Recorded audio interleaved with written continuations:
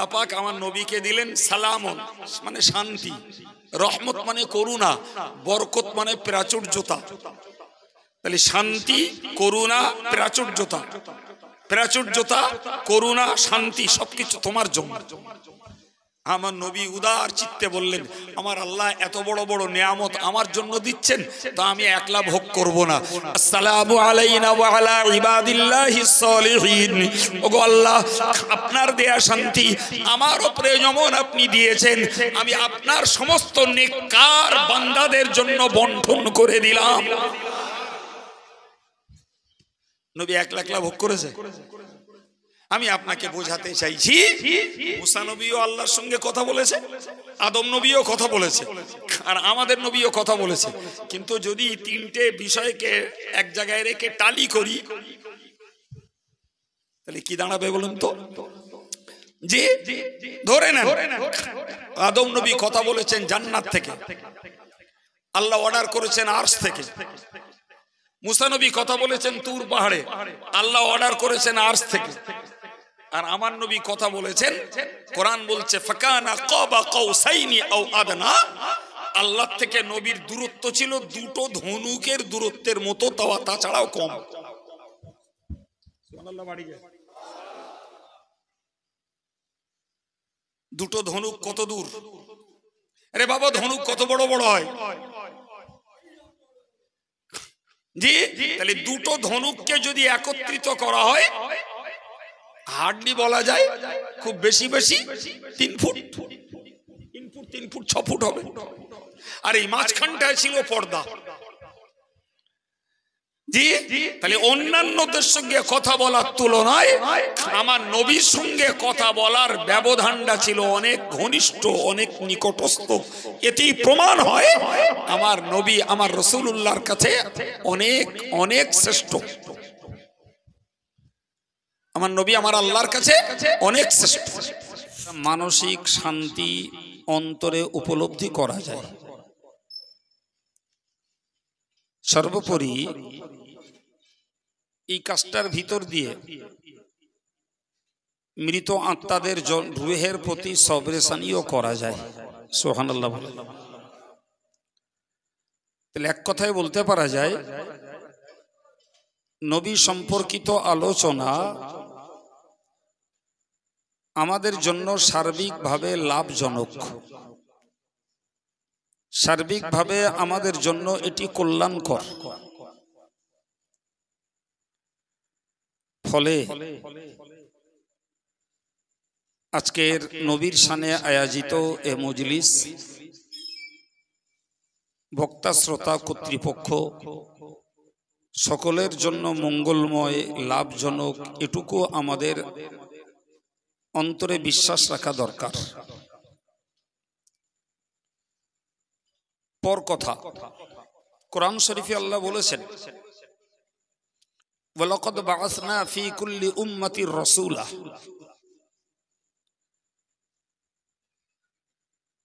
মহান আল্লাহ বলেন, প্রত্যেকটা জাতির জন্য আমি আল্লাহ রসুল প্রেরণ করেছি। শয়তান তার চক্রান্ত চালিয়ে মানুষকে বিভ্রান্ত করার চেষ্টায় সর্বদা নিয়োজিত আছে। আজকের যুগে না, হযরত নবী আদম আলাইহিস সালাম থেকে শুরু করে কিয়ামত পর্যন্ত শয়তানের এই চক্র চলবে। মহান আল্লাহ এই শয়তানের চক্র থেকে তার প্রিয় বান্দাদেরকে বাঁচানোর জন্যই যুগে যুগে যে মাস্টার, যে ড্রাইভার, যে মানব পরিচালকদেরকে পাঠিয়েছেন তারাই তো নবী। নবীর জমানা যেখানে খতম হয়েছে, তারপর থেকে এই দায়িত্ব অর্পিত হয়েছে সমাজের হাক্কানি আলেমদের উপর, আল্লাহওয়ালা আলেমদের উপর, খোদা ভীরু আলেমদের উপর। এটা শুধুমাত্র এই যারাই উঠে মাইকে বক বক করে এদের উপরে নয় বাবা, যেটাকে আমরা সাধারণত ভুল বুঝি। আমরা মনে করি বড় জামা, মাথায় টুপি, মুখে দাড়ি, সঙ্গে আর একটা পাগড়ি থাকলে মনে করি এ বোধহয় আর এক ফেরেশতা। ফলে তার ঢঙে ধাঁচে ভাষায় যাই বলে যাক, সেটাকেই আমরা মনে করি এ মস্ত বড় মৌলানা, মুফতি, মুহাদ্দিস, মুফাসসির, কারি, যুগ উপযোগী, অনল, তেজস্বী, যত রকমের লেজুড় লাগানো যায় সব লাগিয়ে দেয়। অ্যাকচুয়াল তার শিক্ষাগত যোগ্যতা আর গুণগত মান বুঝবার মতো আর মাপবার মতো যোগ্যতা আমজনতার নাই। ওই কানে ভালো লেগেছে ব্যাস ওতেই সব রকমের সার্টিফিকেট দিয়ে দেয়। কিন্তু আমাদেরকে মনে রাখতে হবে যে দায়িত্বটা আল্লাহ দিয়েছিলেন নবীদেরকে, আমার রসুলকে দিয়ে আল্লাহ নবুয়তের সিলসিলাকে খতম করে দিয়েছেন, বলেই দিয়েছেন লা নবিয়্যা বা'দি। রসুল বলেছেন আমার পরে কোনো নবী নাই। অন্য হাদিসে এসেছে লাউ কানা বা'দি নবিয়্যান লাকানা উমারু নবিয়্যা। সুবহানাল্লাহ বলেন, যদি আমার পরে নবুয়তের দরজা খোলা থাকতো তাহলে আর কেউ না হলেও ওমর আমার পরে নবী হতো। সুবহানাল্লাহ। এ থেকে বুঝতে পারা যায় হযরত ওমরের জ্ঞান, গুণ, সততা, তার হকের উপরে দৃঢ়তা, এটি নিশ্চিত আল্লাহর কাছে পছন্দনীয়। কিন্তু নবুয়তের দরজা যেহেতু বন্ধ হয়েছে, ফলে ওমরও আর নবী হতে পারেননি। কিন্তু যোগ্যতা আল্লাহ তাকে দিয়েছিলেন। এই জন্য নবী বলেছেন যে লাউ কানা বা'দি নবিয়্যান লাকানা উমারু নবিয়্যা, যদি আমার পরে নবুয়তের দরজা খোলা থাকতো তাহলে নবী হতো কে? ওমর। আমি বোঝাতে চাইছি তাই নবুয়তের দরজাকে আল্লাহ আমার নবীকে দিয়ে বন্ধ করে দিয়েছেন, আর সেই নবীর দেখে যাওয়া দায়িত্ব অর্পিত হয়েছে ওলামা সমাজের উপর। আর এটাও আমার বক্তব্য নয়, এটাও নবী পাকের বক্তব্য। নবী বলেছেন আল উলামা ও ওয়ারাসাতুল আম্বিয়া, নবীরা হলেন আলেমদের, এই আলেমরা হলেন নবীদের উত্তরাধিকারী। সুবহানাল্লাহ বলেন। ভাই আমরা সস্তায় পাই আর সস্তায় বুঝি, কিন্তু আল্লাহর কাছে ব্যাপারটা মূল্যবান। নবীরা, আলেমরা যখন নবীদের উত্তরাধিকারী, আমরা ব্যাপারটা বুঝবো একটুখানি। ভাই কোন মানুষ মারা গেলে তার পরিত্যক্ত সম্পত্তির হকদার যারা হয় আমরা তাদেরকে বলি ওয়ারেস। আর এই ওয়ারেস শব্দটা খাস একটি আরবি শব্দ, যার বাংলা মানে হলো উত্তরাধিকারী। কলিমুল্লাহ মারা গেছে, তার আলা ওলাদ রয়েছে, তার রেখে যাওয়া সহায় সম্পত্তি অ্যাসেট যা আছে ওরাই ভাগ পাবে। কথা বুঝছেন?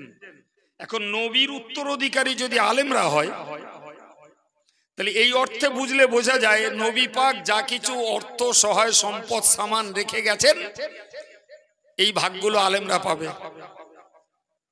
কারা পাবে? তো নবী ইন্তেকাল করেছেন 1400 বছর আগে,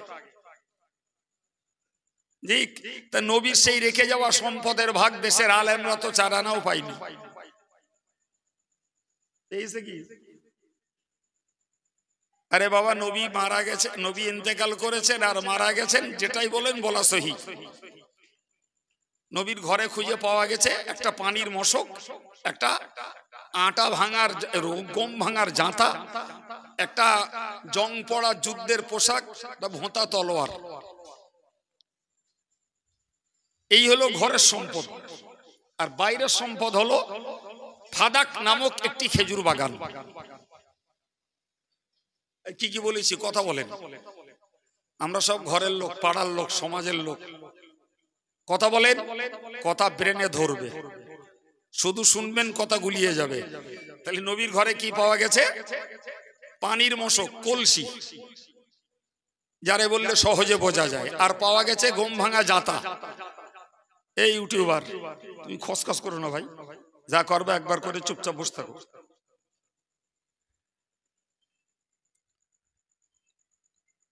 কথা বুঝে আসছে বাবা? আর কি পাওয়া গেছে? একটা যুদ্ধের পোশাক আর একটা ভোঁতা তলোয়ার।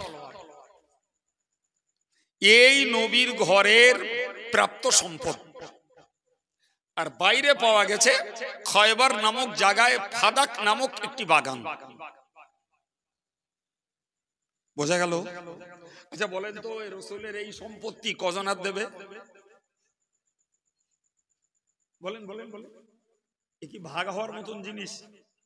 আর ওই যে বাগানটা রয়েছে, ওই বাগানটাও রাসূলুল্লাহ সহিহ বুখারীর একটি বর্ণনা এসেছে, রাসূল বলেছেন মা নুরিসু সাদাকা, জি আমি কাউকে ওয়ারিস বানিয়ে না, উত্তরাধিকারী বানাই না, তবে যা সম্পদ আছে সবগুলো দান। সবগুলো কি জোরে বলে? তাহলে ওতে আর দাঁত বেঁধানোর জায়গা আছে? ভাই দান করে তাতে আর দাবি করা যায়? জায়গা বাবা, দান করে আর দাবি করা? আপনি শুনলে স্তম্ভিত হয়ে যাবেন, শুনলে স্তম্ভিত হয়ে যাবেন। রাসূলের ইন্তেকালের বাদে হযরত আবু বকর সিদ্দিক যখন খলিফা হলেন, তো একদিকে হযরত আব্বাস আর একদিকে হযরত আলী, দুজনে যে দাবি করলেন যে রাসূলের সম্পত্তির ভাগ আমাদের দেওয়া হোক, আমরা তার ওয়ারিস। প্রিয় নবীর সাহাবী হযরত আবু বকর এই হাদিসটা বললেন যে নবী বলেছেন আমি যা রেখে যাচ্ছি মা তারাকনা সাদাকা, ওগুলো সব সদকা। সুতরাং সদকার মানে আর ফরজ বসে না। কথা মাথায় গেল? আরে বাবা, বাপ মরে গেছে, 10 কাঠা জমি মসজিদে দিয়ে গেছে, এখন যদি ছেলেরা বলে যে ওই মসজিদের সম্পত্তি আমরা ভাগ নেব, মসজিদ কমিটি দেবে না কোর্টে যাবে? বলেন বলেন বলেন। তোমার বাপ যখন হাত কেটে দান করে গেছে, ওতে দাঁত বিধানোর অধিকার তোমার নাই। অতএব রাসূলুল্লাহ যখন তার সম্পত্তিকে দান বলে করে গেছেন, হে ফাতেমা, হে আলী, তুমি ফাতেমার স্বামী হিসাবে ওই সম্পত্তির ভাগ পেতে পারো না। হে আব্বাস, তুমি রাসূলের চাচা হিসাবে ওই সম্পত্তির ভাগ পেতে পারো না। দুজনাই মনক্ষুণ্ণ হয়ে চলে গেল। কিন্তু আবু বকর করবেন কি? ওটা তো নবীর হাদিস। নবী হযরত আবু বকরের পরে ওমর খলিফা হলেন,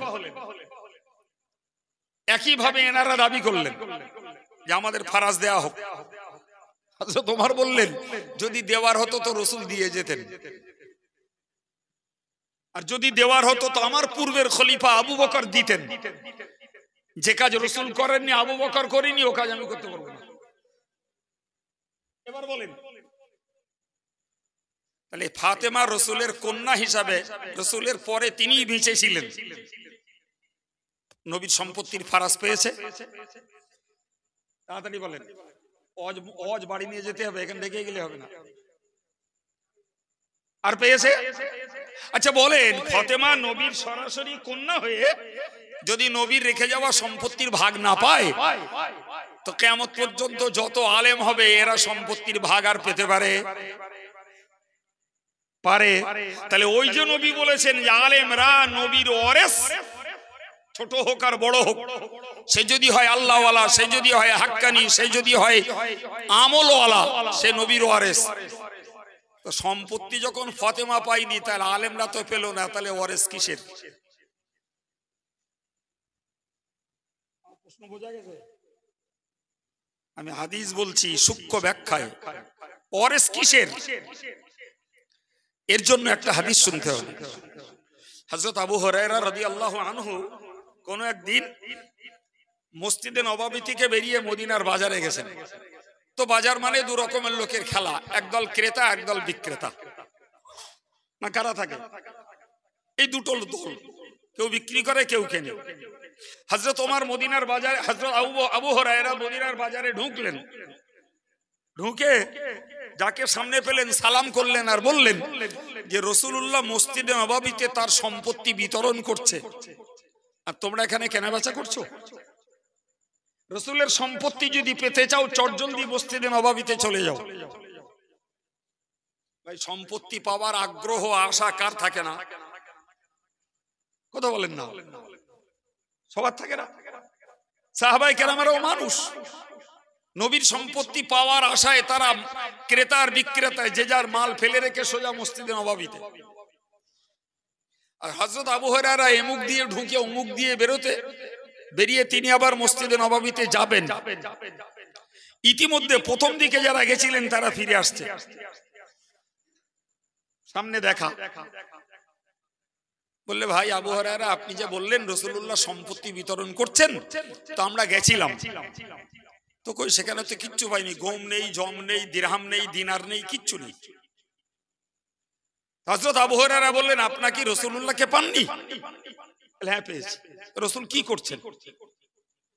তো তারা বললেন যে রাসূলুল্লাহ কিছু সাহাবায়ে কেরামদেরকে নিয়ে ইলমে দ্বীন চর্চা করছেন, কোরআন হাদিসের কথা তাদের কাছে শেখাচ্ছেন। হযরত আবু হুরায়রা খোদার কসম করে বলেছিলেন, ওয়াল্লাযী নাফসুম বিয়াদিহি, যার হাতে রয়েছে আমার জান, ওই খোদার কসম করে বলছি, রাসূলের সম্পত্তি টাকা পয়সা নয়, ধন দৌলত নয়, গম নয়, জব নয়, দিরহাম নয়, দিনার নয়, রাসূলের রেখে যাওয়া সম্পদই হলো দ্বীনের ইলম। আর একটু জোরে বলেন। সুতরাং দ্বীনের ইলম যে যত বেশি পেয়েছে, সেই নবীর সম্পত্তির তত অধিকারী। কথা বোঝাতে পারলাম? তাহলে ওই হাদিসের কথা বলতে যে আমি বোঝালাম এতক্ষণে যে নবীর সম্পত্তি মানে কি? ধর্মের জ্ঞান। এইটা বাক্যটা মুখস্থ করুন। নবীর সম্পত্তি মানেই হলো কি? ধর্মের জ্ঞান। তাহলে ধর্মের জ্ঞানের অধিকারী যারা, তারাই নবীর ওয়ারিস। কিন্তু সঙ্গে আরেকটা কথা মনে রাখতে হবে, হযরত ওমর ফারুক রাদিয়াল্লাহু আনহু কাবে আহবারকে জিজ্ঞাসা করেছিলেন, মান আরবাবুল ইলম, হুজুর একটু বলবেন জ্ঞানী কে? জ্ঞানী কে? আমরা আমভাবে জানি doctor, master, barrister, minister, MLA, MP, মাওলানা, মুফতি, মুহাদ্দিস, মুফাসসির, এরা সব জ্ঞানী। কেউ দুনিয়ার জ্ঞানে জ্ঞানী, কেউ ধর্মের জ্ঞানে জ্ঞানী। ঠিক না ভুল? আপনারা কথা বুঝতে পারছেন আমার? বুঝতে পারলে আমার ব্রেন ঘামানো সার্থক, না বুঝলে আপনাদের সময় ব্যয়, আমারও কষ্ট। এই সবাইকে জ্ঞানী বলি। হযরত ওমর এই জটটাকে ছাড়ানোর জন্য তিনি বললেন যে জ্ঞানী কে? হযরত কাবে আহবার রাদিয়াল্লাহু আনহু বিখ্যাত ঐতিহাসিক পণ্ডিত, তিনি তার জবাবে বললেন, আল্লাযীনা ইয়ামালুনা বিমা ইয়ালামুন। সুবহানাল্লাহ। আর একটু মহব্বত করে বলেন, জ্ঞানী ওই লোকটা যে লোকটা যতটা জ্ঞান অর্জন করেছে ততটা আমল করে, ওই লোকটা জ্ঞানী। মাথায় ঢুকেছে? উদাহরণ দিয়ে একটু ঢুকুক। এমপি সাহেব অনেক জ্ঞানী মানুষ, যেখানকারই হোক, কিন্তু তিনি তার জ্ঞানের বিপরীত পথে চলেন, তাহলে দুনিয়াবাসী তাকে জ্ঞানী বললেও আল্লাহর কাছে তিনি জ্ঞানী নন। ঠিক না ভুল? ডাক্তার বাবু অনেক জ্ঞানী মানুষ, তিনি সমাজসেবক, রোগীর চিকিৎসক, জি, কিন্তু ধর্ম আচরণ করেন না। তিনি দুনিয়ার দৃষ্টিতে জ্ঞানী হলেও আল্লাহর কাছে তিনি জ্ঞানী নন। ব্যারিস্টার অনেক জ্ঞানী মানুষ, কিন্তু তিনি ওকালতির কাজ করেন, তার জন্য দুনিয়া থেকে শিক্ষিত, জ্ঞানী, বুদ্ধিজীবী বলে, কিন্তু তার কাছে কোরআন হাদিসের আমল নাই, ফলে আল্লাহর কাছে তিনি জ্ঞানী নন।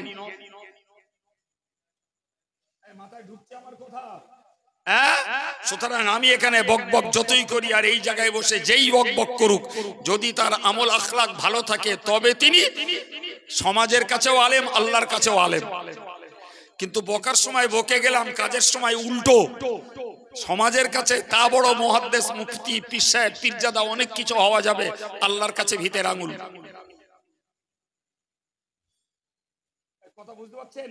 আমি কি কথা বলতে বলতে এত দূর এসেছি? আমি খেয়ে হারাইনি, সংযোগ হারাইনি।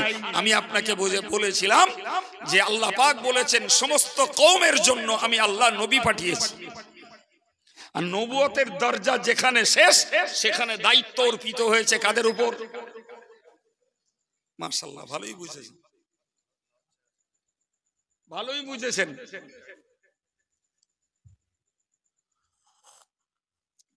गुड़ गोला ले था बाबा पर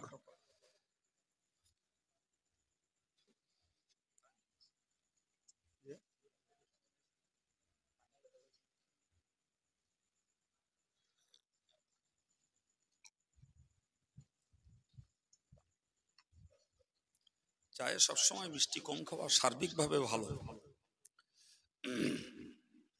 আর এই তো অতিরিক্ত মিষ্টি। যাই হোক, কি বললাম? তাহলে নবীর ওয়ারেস কারা? হাক্কানি। শুধু আলেম বললে ভুল হবে, হাক্কানি, রব্বানি, আল্লাহ ওয়ালা, আল্লাহ ভীরু যারা, তারাই নবীর ওয়ারেস। তাহলে নবুয়তের দরজা যেখানে শেষ, তাহলে দ্বীন প্রচারের প্রকৃত দায়িত্ব তাদের। কথা মাথায় ঢুকেছে কি? হ্যাঁ, আমাদের দেশাচার এখন হয়ে দাঁড়িয়েছে, জি, কানে ভালো লাগলেই তার জিন্দাবাদ দিয়ে তুলে দিলাম, প্রয়োজনে শিল্পী এনে হাজির করলাম, মেয়ে মরদ একাকার হয়ে গেল, বিশাল কিছু করে ফেলেছি, ব্যাস। এই তো চলছে দেশময়। পরের কথা, তাহলে নবীদের রেখে যাওয়া দায়িত্ব হাক্কানি, রব্বানি, আল্লাহ ওয়ালা আলেমেরা পালন করবে, এটাই নির্ধারিত রসুল থেকে। ও নির্ধারিত মৌলানা আশরাফের নয়, হাফেজ আরিজুলের নয়, আব্দুল কাইয়ুমের নয়, ও নির্ধারণ আল্লাহর, ও নির্ধারণ রাসূলুল্লাহর। কথা খেয়াল থাকবে বাবা। এবার বুঝুন, আমি আরেকটি কোরআনের আয়াত বলছি। কোরআন শরীফে আল্লাহ বলেছেন, ওয়া ইম মিন উম্মাতিন ইল্লা খালা ফিহা নাযীর। এমন কোন সম্প্রদায় পৃথিবীতে নেই যাদের মাঝে আমি পরকালের ভয় দেখানোর জন্য, আমি আল্লাহর ভয় দেখানোর লোক পাঠাইনি। সুবহানাল্লাহ।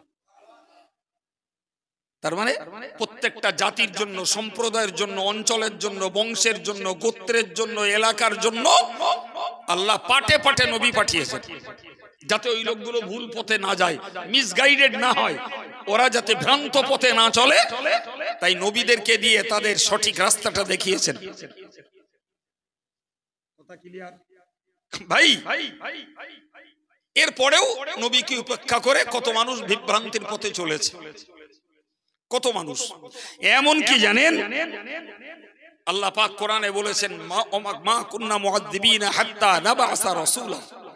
আমি কোন জাতিকে প্রাকৃতিক দুর্যোগ দিয়ে, বিপর্যয় দিয়ে, মহামারী দিয়ে, বন্যা দিয়ে, খরা দিয়ে, ঝড় ঝাপটা দিয়ে আমি ধ্বংস করি না যতক্ষণ পর্যন্ত রসুল পাঠিয়ে সেই জাতিকে অ্যাডভান্স সতর্ক না করি। সুবহানাল্লাহ বলেন। তাহলে আমরা যদি প্রাকৃতিক দুর্যোগে বিপর্যস্ত হই, প্রাকৃতিক দুর্যোগে যদি আমরা ক্ষতিগ্রস্ত হই, তাহলে বুঝতে হবে তার আগে যুগের আলেমেরা আমাদের সাবধান করে দিয়েছে, তোমরা এটা করো না, ওটা করো না, এইটা করো না, তোমরা বিপুল হারে মদ খেও না, সুদ খেও না, নারীবাজি করো না, মিথ্যাচারিতা করো না, তোমরা বিপুল হারে হক নষ্ট করতে যেও না, খোদার গজবে পড়বে। যুগের নবীরা যেমন বলেছেন, নবীর পরে হাক্কানি আলেমরা এই কথাগুলো বলেছেন। যখনই মানুষ সীমা ছাড়া পাপে ডুবেছে, তখনই আল্লাহ পাক কখনো আমফান দিয়ে, কখনো করোনা দিয়ে, কখনো সাইক্লোন দিয়ে, আর কখনো বন্যা দিয়ে এক এক সময় নাচিয়েছে। আমরা নেচেছি।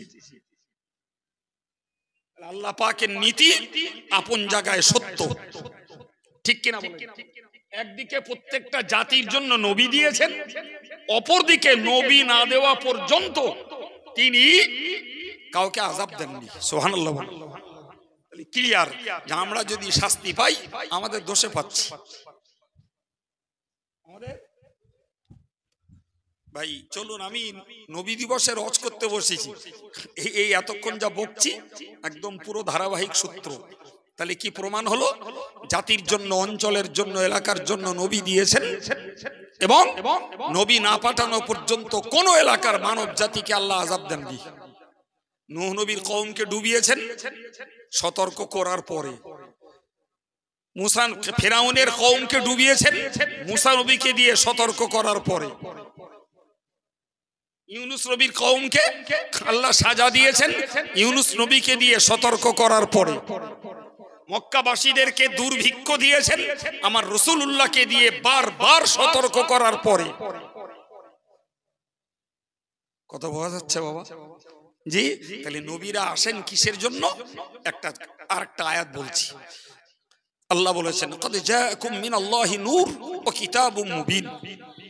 আল্লাহ বললেন হে মানব সকল, তোমাদের কাছে এসে পৌঁছেছে একটা নূর, একটা আলোকবর্তিকা, আর কি? আর একটা প্রকাশ্য কিতাব। তাম পৃথিবীর মুফাসসিররা একমত যে এই নূর থেকে অর্থ হলো রাসূল করিম সাল্লাল্লাহু আলাইহি ওয়াসাল্লাম, আর কিতাব থেকে অর্থ হলো আল কোরআন, যেটাকে আমরা সচরাচর কোরআন শরীফ বলি, যদিও শরীফ শব্দ কোরআন শরীফে নেই। এটা আমাদের আমভাবে ব্যবহার বা প্রচলিত হয়ে গেছে। কোরআন শরীফে আছে কোরআন মাজিদ, কোরআনে আছে কোরআনে কারীম, কোরআনে আছে কোরআনে হাকিম। আমাদের মধ্যে ছড়িয়ে আছে কি কোরআন শরীফ। এই শরীফ শব্দ কোরআনের ব্যাপারে কোরআনে নাই। কোরআনে রয়েছে হাকিম শব্দ, কারীম শব্দ, রয়েছে মাজিদ শব্দ। জি। তো নবী আর কোরআন এই দুটিকে আল্লাহ মানুষের কাছে পাঠিয়েছেন বলে কোরআনে বার্তা দিলেন, দিয়ে বললেন যে ইহদি বিহিল্লাহু মানিত্তাবা রিদওয়ান, যারা আল্লাহর সন্তুষ্টি লাভ করতে চায় তাদের জন্য এর দ্বারাতে আমি আল্লাহ পথ দেখিয়ে দিয়েছি। যারা সন্তুষ্টি লাভ করতে চায় পথ তাদের দেখিয়েছি কোরআন দ্বারা। জি প্রিয় ভাইরা আমার, তাহলে এ থেকে প্রমাণ হলো যে নবীকে আল্লাহ পাঠিয়েছেন আমাদেরকে পথ দেখানোর জন্য, আর তার অথেন্টিক গাইড বুক হিসাবে তা কিয়ামত অক্ষত রেখে দিয়েছেন আল কোরআনকে। সুবহানাল্লাহ বলেন। আজকে আপনি নবী পাবেন না, নবী পাবেন না, কিন্তু গোটা কোরআন ভরা রয়েছে খোদাই বিধান, এবং কোরআনের ব্যাখ্যা স্বরূপ রয়ে গেছে আমাদের মাঝে 7 লক্ষ হাদিস শরীফ। জি, এগুলোই হলো আমাদের জন্য গাইড বুক, এগুলোই জন্য আমাদের জন্য হেদায়েতের আলোকবর্তিকা। সম্মানিত ভাইরা আমার, তাহলে দৃঢ় বিশ্বাসের সঙ্গে মেনে নেন এবার যে সমস্ত নবীদেরকে আল্লাহ পাঠিয়েছেন ওই আল্লাহর সন্তুষ্টির পথ দেখাবার জন্য। যথারীতি আমাদের নবীকেও পাঠিয়েছেন পথ ভোলা মানব জাতিকে সুপথ দেখানোর জন্য, আর তাদের কাছে অথেন্টিক রেকর্ড দিয়েছেন কোরআন শরীফ। আপনি যেটাই চান কোরআন খুঁজলে মিলে যাবে। প্রিয় ভাই আমার, এরপরে আমরা দেখেছি যে রাসূল করিম সাল্লাল্লাহু আলাইহি ওয়াসাল্লাম একদিকে তার নিজস্ব আদর্শ, আখলাক, তার জীবনবাণী সবকিছু রেখে গেছেন, কোরআনটাকেও রেখে গেছেন, এবং এদিকে ইঙ্গিত করে তিনি বলেছেন তারাকতু ফীকুম আমরাইন, আমি তোমাদের কাছে রেখে গেলাম দুটো বিষয়, লান তাদিল্লু মা তামাসসাকতুম বিহিমা, যতদিন পর্যন্ত ওই দুটিকে তোমরা আঁকড়ে ধরবে ততদিন পর্যন্ত কেউ তোমাদেরকে বিপদগামী করতে পারবে না। সুবহানাল্লাহ বলবেন না? কেউ তোমাদেরকে বিপদগামী করতে পারবে না। কি ধরে রাখতে হবে? কোরআন। নবী বলছেন সেটাই হলো এটাই কিতাব আল্লাহ ও সুন্নাত রাসূলি। একদিকে হলো আল্লাহর কিতাব কোরআন মাজিদ, আর একদিকে হলো তোমাদের নবীর সুন্নাত। এই দুটোকে আঁকড়ে ধরো। এই দুটো আঁকড়ে ধরার মানে কি? আঁকড়ে ধরার মানে মসজিদে কোরআন শরীফ আছে, জাপটা করে বুকে একটা জড়িয়ে রাখলাম, ব্যাপারটা ওরকম নয়। আঁকড়ে ধরার মানে হলো এই দুটোকে বাস্তব জীবনে কাজে লাগানো। কি বলেছি বাবা? আঁকড়ে ধরার মানে এই দুটোকে বাস্তব জীবনে কাজে লাগানো। যদি কোরআন এবং সুন্নাহ এই দুটোকে যদি আমরা বাস্তব জীবনে কাজে লাগাতে পারি, তাহলে পৃথিবীর কোন অপশক্তি আমাদেরকে বিপদগামী করতে। আরে বাবা, 100% মুসলমান আল্লাহকে না মানলেও, কোরআনকে না মানলেও, নবীকে না মানলেও একটা অংশ মুসলমানরা তো মানে। আজকে বিশ্ব জুড়ে চলছে ইসলাম বিরোধী তৎপরতা, ইহুদির দ্বারা, খ্রিস্টানদের দ্বারা, মুশরিকদের দ্বারা तमाम পৃথিবী জুড়ে চলছে মুসলমানদের নিধনযোগ্যতা, মুসলমানদের বিভ্রান্তি চক্রান্ত, এদেরকে কলে ফেলে, সংকটে ফেলে, এদের জীবনটাকে উৎকণ্ঠা করে তোলা, সব রকমের চেষ্টা চলছে। আপনি বলবেন যে অংশ মুসলমানরা আল্লাহকে মানে, রসুলকে মানে, কোরআন সুন্নাহকে মেনে চলে, ভাই এদের কাউকে দেখেছেন কি আল্লাহকে বাদ দিয়ে, নবীকে বাদ দিয়ে, কোরআনকে বাদ দিয়ে তাদের কথায় সবাই এক বাক্যে ঢলে গেছে? তার মানে পৃথিবী জুড়ে যত স্বার্থ, পৃথিবী জুড়ে যত রকমের সুবিধা, যা কিছুই বিরোধীরা দিক না কেন, আল্লাহু আকবার, একদল ইমানদার মুসলমান তারা তাদের কাজের ভিতর দিয়ে নবীকে জিন্দা রেখেছে, কাজের ভিতর দিয়ে, আমলের ভিতর দিয়ে কোরআনকে জিন্দা রেখেছে, তারা তাদের বিশ্বাসের ভিতর দিয়ে আল্লাহর সন্তুষ্টির পথে তারা অটল দাঁড়িয়ে আছে। আজকের এই যে লোকগুলো এখানটায় এসে বসেছেন, আপনি বুকে হাত দিয়ে বলুন, যদি কোরআনের প্রতি বিশ্বাস, নবীর প্রতি বিশ্বাস, জি আল্লাহর প্রতি বিশ্বাস যদি না থাকতো, আলেমের প্রতি যদি মোহাব্বত না থাকতো, থোড়াই এই বর্ষার দিনে এখানে এসে বসে থাকবে, বাড়িকে যা পাবে খেয়ে নাকে তেল মেরে ঘুমোবে। যদিও দুঃখজনক বলতে হয়, এক শ্রেণীর নামীয় মুসলমান তারা আল্লাহর ব্যাপারেও সন্দিহান, তারা নবীর ব্যাপারেও সন্দিহান, কোরআনের আইন কানুন নিয়ম বিধিকেও তারা পরিবর্তনের দাবিদার। ভালো হয়, ওটা পাল্লালি ভালো হয়, এটা কেন ইসলামে, ওটা কেন ইসলামে? আরে বেটা তুই পড়, তুই পড়ে বল, তুই তো না পড়ে পরে গেলে ঝাল খাচ্ছিস।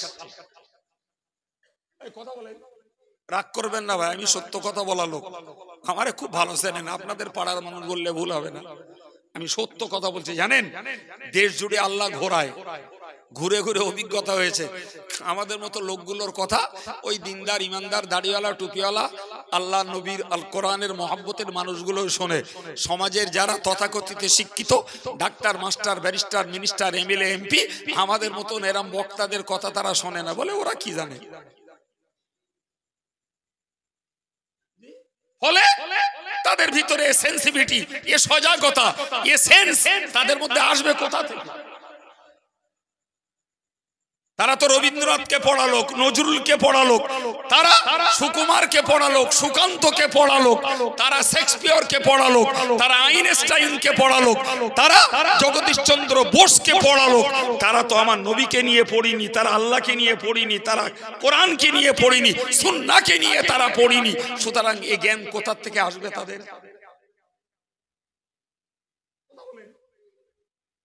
শুধু চার দোকান গরম করলে হবে না বাপ, ওজন করার বাটকারা আম জনতার কাছে নেই।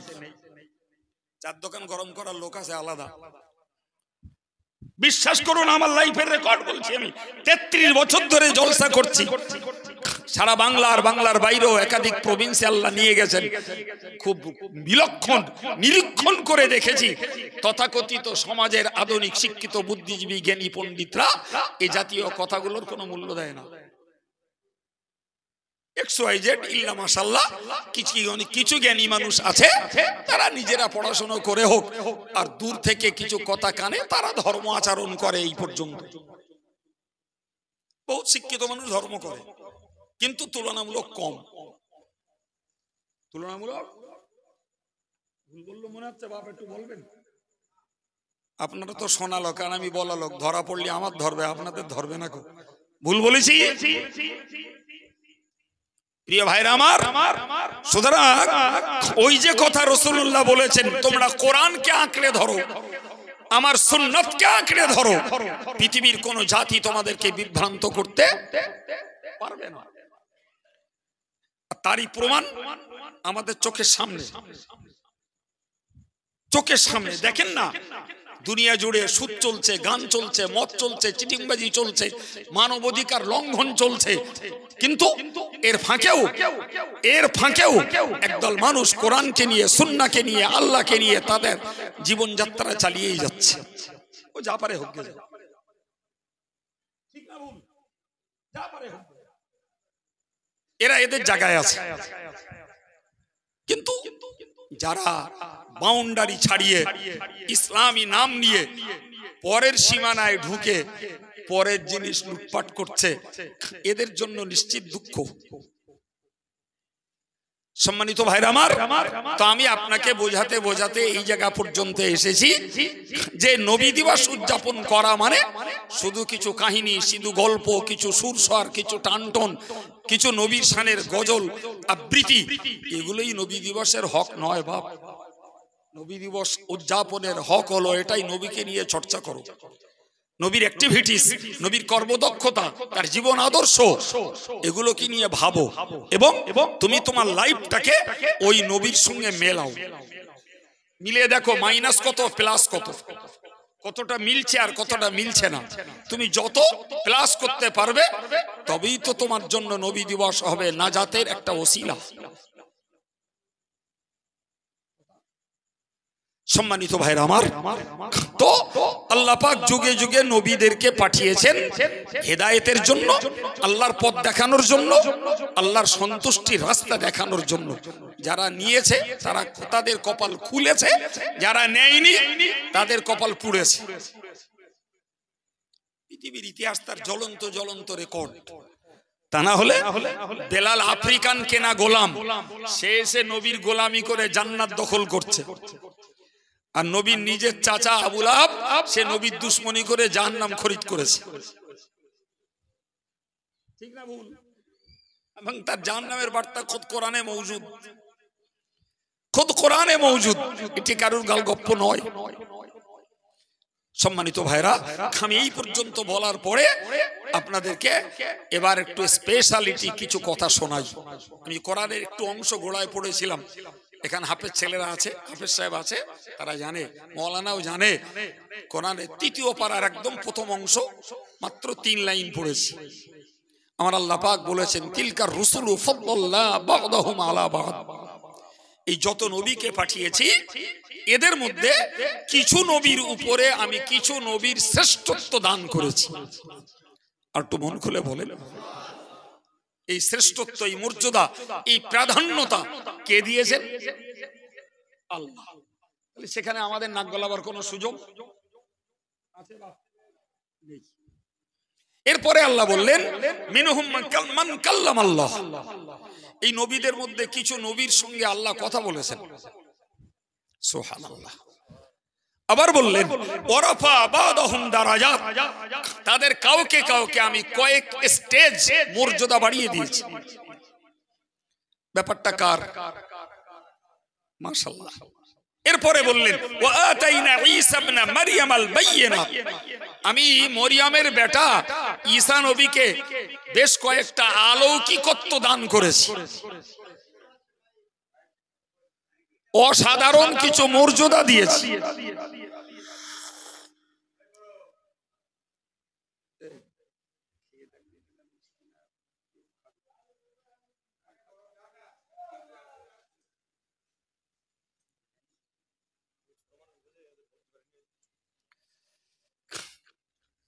যা বাবা, আর ডিস্টার্ব করিস না, চা তরকা দিতে হবে না, বস।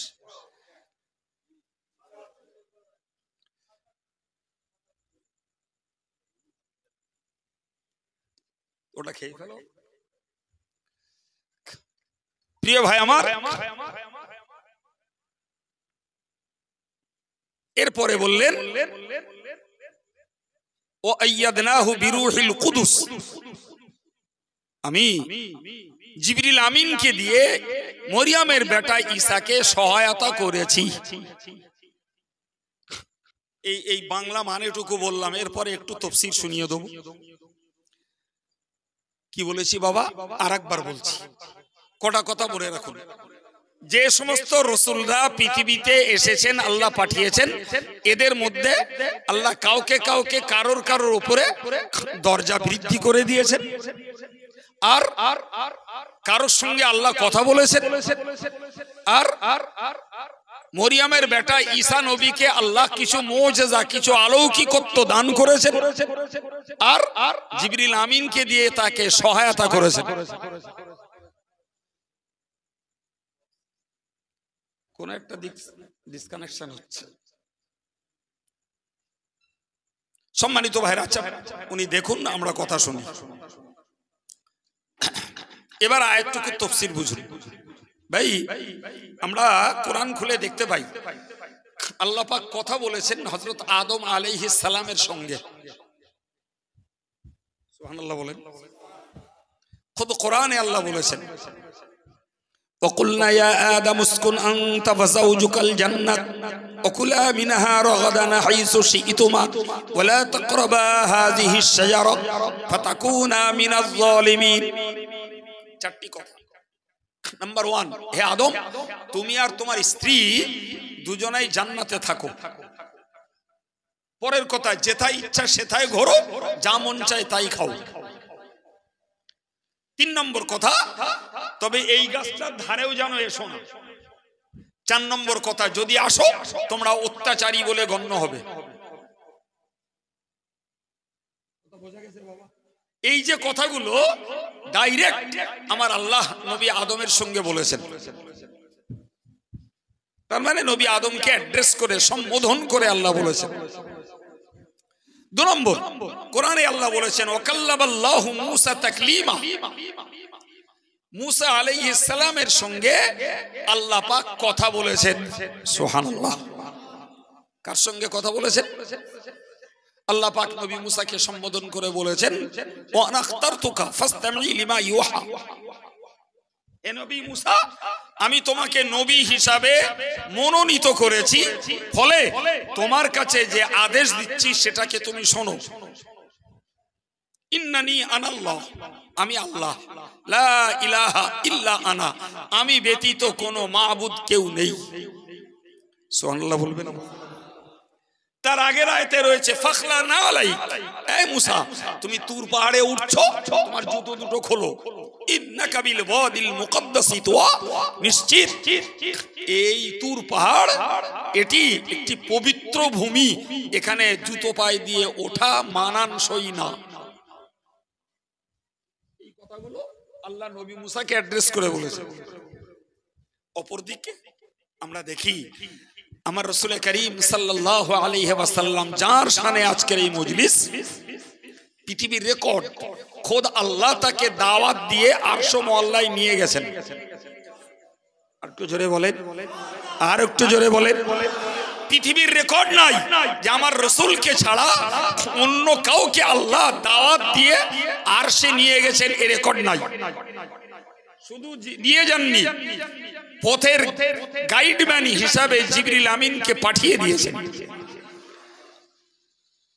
ভাই, তাফসীরে রুহুল বায়ানিতে একটি তথ্যে উল্লেখিত রয়েছে নবী মূসা আলাইহিস সালাম তুর পাহাড়ে উঠেছিলেন জুতো পরে। তো আল্লাহ পাক নবী মূসাকে জুতো খুলতে বললেন। আচ্ছা বলেন তো, আমরা কোনো অফিসে যদি যাই, না দেখে না নজরে আসেনি, জুতো পায়ে দিয়ে গেছে, অফিস বেয়ারার আমাকে বললো আপনি বাইরে যান, জুতোটা খুলে আসুন। কথাটা শুনতে একটু খারাপ লাগবে না? লাগবে না? বাইরে যে দেখছি সামনে লেখা আছে জুতো খুলে প্রবেশ করুন, আমার নজরে পড়িনি। এই যে ব্যাকে যে জুতো খুলে আসতে হলো, এটা নিশ্চিত যে কোনো ভদ্রলোকের জন্য একটা আত্মসম্মানের লজ্জাজনক। নবী মূসাকে তুর পাহাড়ে উঠে জুতো খুলতে হলো। আমার নবী চিন্তা করলেন, যদি তুর পাহাড়ে উঠে মূসা নবীর জুতো খুলতে হয়, তা আমি আরশ মুআল্লাতে উঠছি, এখানে জুতো খোলা ছাড়া গতি নাই। তিনি যখন জুতো খুলতে গেলেন, আল্লাহ বললেন এই নবী, তুমি জুতোটা পরে আমার আরশে ওঠো, তোমার জুতো কারণে আমার আরশ ধন্য হবে। আপনি বলেন, এটা কি আমার নবীর শ্রেষ্ঠ মর্যাদার একটা লক্ষণ নয়? যদিও কিছু কিছু ওলামারা এই উক্তিটাকে, এই তথ্যটাকে তারা বাতিল বলতে চেয়েছেন, এই জন্য আমি কিতাবের নাম সহ বললাম যে ওই তথ্যটা লেখা আছে তামাম পৃথিবীর হানাফি মাযহাবের একটি বিখ্যাত তাফসীর, তাফসীরটির নাম হলো তাফসীরে রুহুল বায়ান। ভাই, এবার নবী মেরাজে আরশ মুআল্লায় পৌঁছালেন। তো কুটুম বাড়ি গেলে, আত্মীয়র বাড়ি গেলে মানবিকতা বলে একটু মিষ্টি মিঠাই নিয়ে যাওয়া দরকার। আমার আল্লাহ আমার নবীকে দাওয়াত দিয়েছেন, আর নবী আল্লাহ পাকের দরবারে হাজির। নবী সেখানে কি নেবেন কি দেবেন তিনি যেই বলে দিলেন আত্তাহিয়াতু লিল্লাহি ওয়াস সালাওয়াতু আত-তাইয়্যিবাত। একটু সুবহানাল্লাহ বলেন। আমার প্রিয় নবী আল্লাহকে বললেন, হে আল্লাহ, আমার দৈহিক, আমার মানসিক, আমার আর্থিক সমস্ত রকমের ইবাদত বندگی সবকিছু আপনার জন্যই আমি উজাড় করে দিলাম। এটাই হলো নবীর পক্ষ থেকে আল্লাহর কাছে দেওয়া প্রেজেন্টেশন, আল্লাহর কাছে দেওয়া উপঢৌকন। আল্লাহ আপনি আমাকে দাওয়াত দিয়েছেন, তো আমি আপনার দাওয়াতে এসেছি, তো উপঢৌকন দিলাম। আমার দৈহিক, আমার মানসিক, আমার সার্বিক ইবাদত আমল সবকিছু আপনার জন্যই বরাদ্দ। আমার আল্লাহ খুশি হলেন, খুশি হয়ে বললেন আসসালামু আলাইকা আইয়ুহান নাবিয়্যু ওয়া রাহমাতুল্লাহি ওয়া বারাকাতুহু।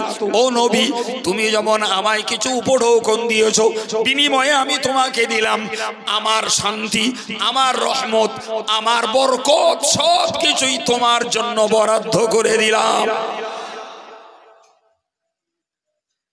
আল্লাহর নবীর কথা, যেটাকে আমরা নামাজের বৈঠকে পড়ে থাকি, বৈঠকে 2 রাকাত 3 রাকাত 4 রাকাত যে নামাজই হোক, দ্বিতীয় রাকাতে একবার প্রথম বৈঠকে, একবার শেষ বৈঠকে পড়তে হয়। একে হাদিসের ভাষায় বলা হয় তাশাহুদ, আমরা সরল ভাবে বলি আত্তাহিয়াতু। ঠিক কি না? এই তাশাহুদ নামাজের মধ্যে পড়া ওয়াজিব। এই ছেলেরা কি বুঝলাম আমরা? তাহলে আল্লাহ পাক আমার নবীকে দিলেন সালামুন মানে শান্তি, রহমত মানে করুণা, বরকত মানে প্রাচুর্যতা। তাহলে শান্তি, করুণা, প্রাচুর্যতা, প্রাচুর্যতা, করুণা, শান্তি সবকিছু তোমার জন্য। আমার নবী উদার চিত্তে বললেন, আমার আল্লাহ এত বড় বড় নিয়ামত আমার জন্য দিচ্ছেন, তো আমি একলা ভোগ করব না। আসসালামু আলাইনা ওয়া আলা ইবাদিল্লাহিস সালিহিন। ওগো আল্লাহ, আপনার দেয়া শান্তি আমার উপরে যেমন আপনি দিয়েছেন, আমি আপনার সমস্ত নেককার বান্দাদের জন্য বন্টন করে দিলাম।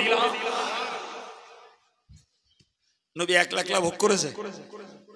আমি আপনাকে বোঝাতে চাইছি, মুসা নবীও আল্লাহর সঙ্গে কথা বলেছে, আদম নবীও কথা বলেছে, আর আমাদের নবীও কথা বলেছে।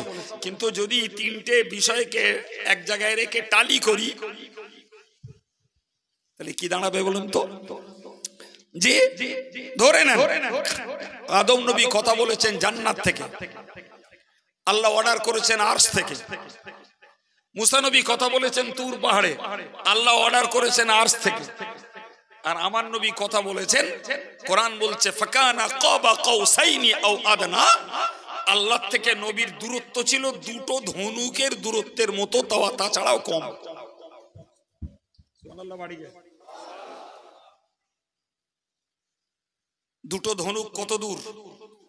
আরে বাবা, ধনুক কত বড় বড় হয় জি।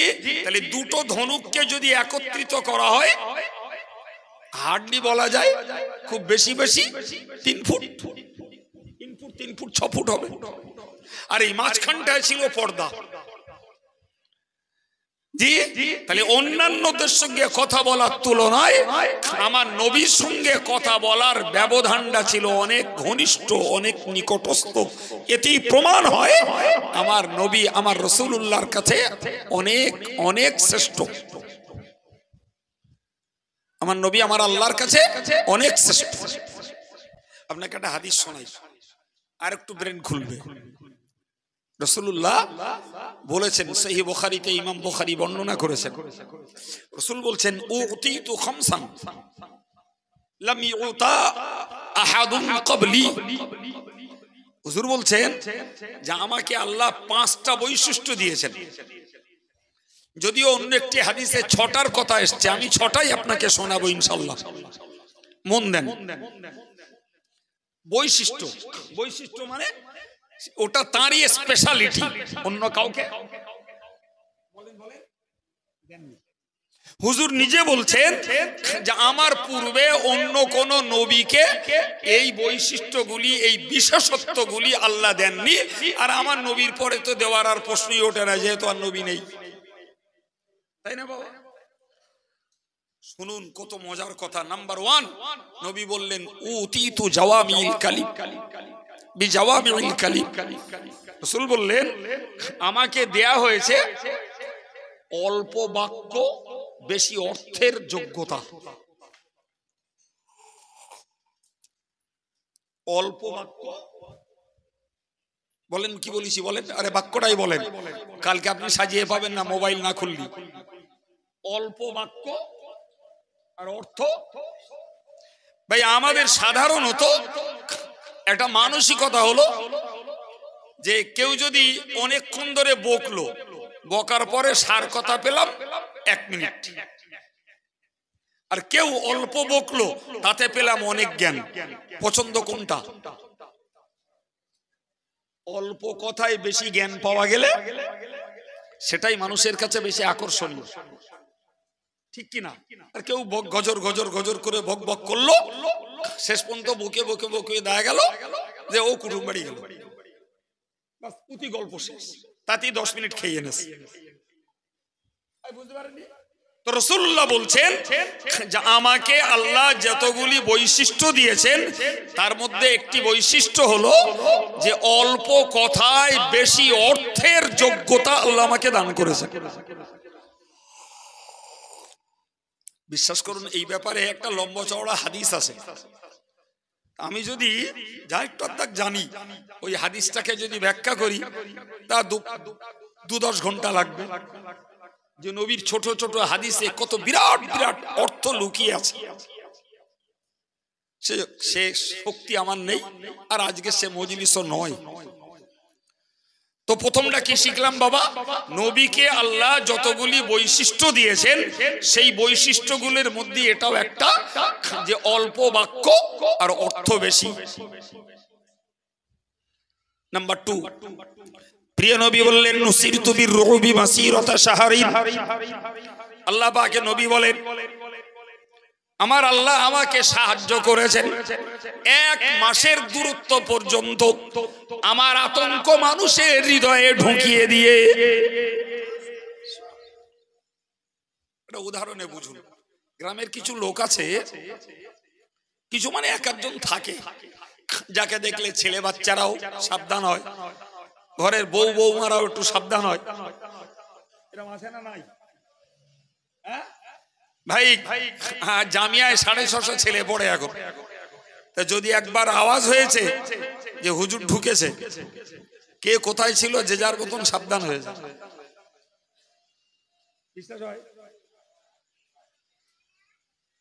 কিন্তু আমার রসুলের সম্পর্কে জানেন? আল্লাহু আকবার। রসুল বলেছেন আমি যেখানেই থাকি, সামনে পিছনে ডাইনে বাঁয়ে, 1 মাসের দূরত্বের ভিতরে যত মানুষ থাকে তাদের হৃদয়ে আমার ভয় ঢুকে যায়। 1 মাসের দূরত্ব মানে 540 মাইল। কমাইল বাবা জোরে বলেন।